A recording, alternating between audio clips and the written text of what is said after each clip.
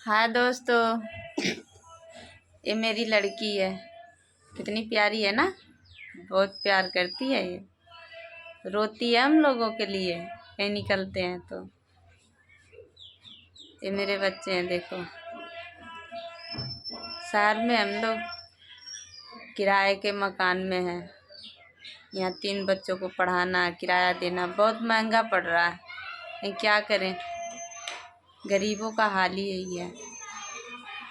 अब आप लोगों से रिक्वेस्ट है कि आप लोग सपोर्ट करो इस बच्चे के लिए। देखो कितनी प्यारी सी है ना। इन बच्चों के लिए एक बार सपोर्ट करो